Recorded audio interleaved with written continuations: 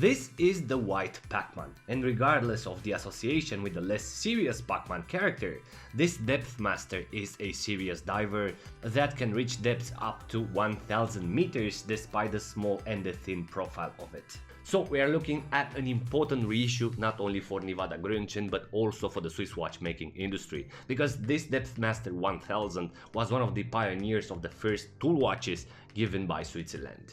And if you're not familiar with the brand Nivada Grenchen, it is important to know that the company started to create wristwatches in 1926, bringing up a lot of firsts in the evolution of horology. Nivada Grenchen was one of the first brands to make automatic watches even since 1930s. However, in 1950 succeeding to launch their flagship watch, the robust and reliable Antarctic. In 1963 the company launched the Chronomaster, a waterproof chronograph that was covering the full spectrum, being an aviation sea chronograph with a depth rating of 200 meters. And in 1964 the brand launched an equally important diver called the Depthomatic. It was the first diver watch with a depth indicator or a bathymeter. A year later, another diving timepiece was introduced under the Depthmaster name, a robust watch with extreme capabilities, being advertised as probably the world's most waterproof watch, knowing that the Rolex Sea Dweller was launched 2 years later, covering a higher depth rating.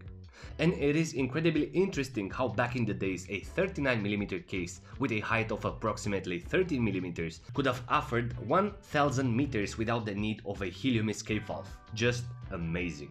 However, despite all these achievements, the quartz crisis wasn't kind with Swiss horology, and Nivada as well was forced to cease their activities in the early 80s, remaining in the conservation, let's say, for around 38 years, precisely until 2018, when the rebirth of Nivada came up with the revivals of the Antarctic, also the Chronomaster. Now, if you're interested to know why Andre says continuously Pacman, Pacman, well, let me show you.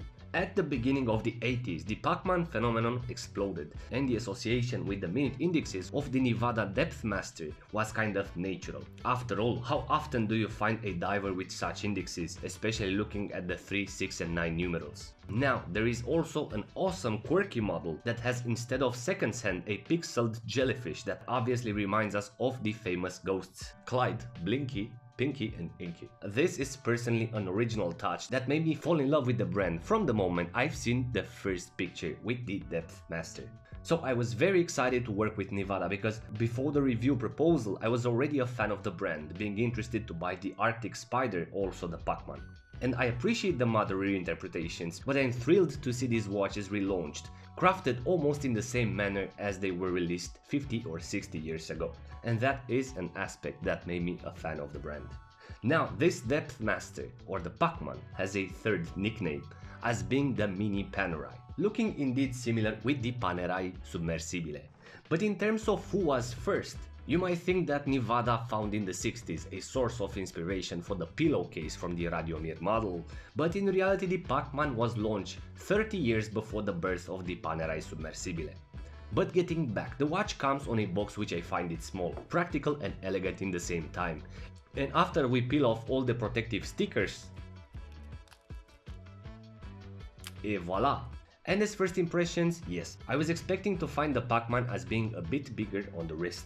I totally find it wearable for my 7-inch wrist, especially because I appreciate the fact that they kept it true to the original one. However, it creates a discrepancy between the rest of my watches that are measured in average at 42-44mm. So it's more a thing of, after I wear the Pacman, will I be able to wear a 45mm Panerai Submersibile? Should I keep collecting 42 or 44mm divers, or lower the collection down to watches below 39mm just to ensure a smooth transition? And this is kind of what's going on in my head. I see the benefit of wearing smaller watches compared to the 42mm plus models. And as quality guys, I've been focusing a lot on the dial details, also on the bezel. And I want to tell you that I'm very impressed by the case, also by the way the details are finished, because it feels like it is made with the technologies of the 60s. For example, the engravings on the bezel have rounded corners, and you don't feel that they are made by an accurate modern machine that makes everything sharp and precise. In my view, these kind of details matter a lot, because it shows us the level of craftsmanship and finishing applied to the Depthmaster in the 60s. And as specs, my friends, this bad boy measures 39mm in diameter with a lug-to-lug of 47mm, having an incredible height of only 13mm and 20mm between the lugs. And this is a massive selling point because the case can be dressed on a big variety of straps. As weight, the watch has around 138 grams, sized for my 7-inch wrist. And then the case and the ceilings ensure an incredible 1000 meters depth rating, obviously helped by a helium escape valve. We have a sapphire crystal with an interesting blue hue and a unidirectional bezel with 120 clicks. The heart of this revived Pacman is the Selita SW200, an honest Swiss movement for an iconic design which is placed in a great price range. The cost of the Pacman on a rubber is around 920 Swiss francs, where the bracelet option is around 1200 Swiss francs. And getting into details, the case is defined through volumes and finishes. From the front, the tonneau case has a beautiful horizontal brush that spreads towards the ends of the lugs. From the side we can preview the pillow shape, as I call it, which is fully polished. On the left hand side we have the helium escape valve, where on the right hand side there is the crown polished in the same manner as the side case, having beautifully engraved the Nivada logo. The bezel unveils a rounded brushed rhythm, which serves as a background for the engraved numerals and minute markers, which are filled with black paint for maximum legibility. And then the crystal of this Depthmaster exceeds a bit the bezel surface. It is lightly domed and has a chamfer that allows the dial to capture more light. And interesting, this crystal has a blue hue that can be previewed only on a certain angle. However, inside this model has a fully matted background, contrasting the white Art Deco 12, 6 and 9 numerals, being complemented by the white triangle indexes. And the result is a playful, useful and a well-balanced dial that works very well with the hands, especially with the rounded dot of the hour hand that breaks the rhythm of the indexes.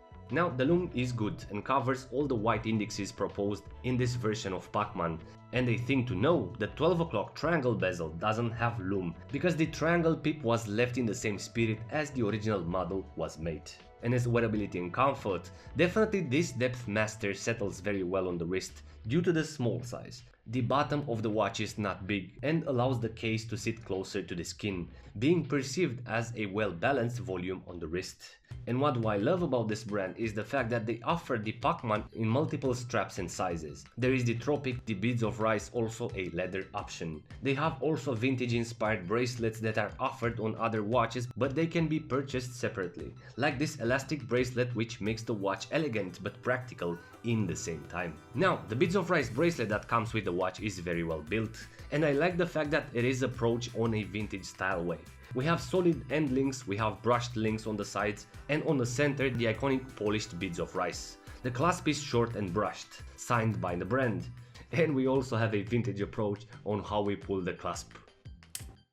There we go. And as bracelet joints, as you can spot, we have this stamped solid metal, typical and expected for such a watch profile. And as a final conclusion, the Pacman surprised me twice. Firstly, as being kept to its original size, and second, as having an incredible depth rating for such a small and thin case, making it wearable in any context but also safe in every context you might think of. Now, the Nivada Grenchen Depthmaster, aka Pacman, as I said in the beginning, is definitely an icon for the brand but also an icon for the Swiss horology, being one of the pioneers of diving tool watches. And for this reason the Pacman qualifies as a brave beater on the channel, taking the position number 31 in the Hall of Fame, being in my view equally important in the Swiss diving horology as the Seamaster Ploprof, the Sea Dweller or the Doxa Sub 300. Before we close, I want to thank Nivada Grenchen for sending this amazing diver for review. Personally, it is a pleasure to work with you and to review more pieces from your collection. So thank you. So hope you enjoyed this video, thanks for watching, and if you're new here, please consider subscribing for future episodes. And until next time.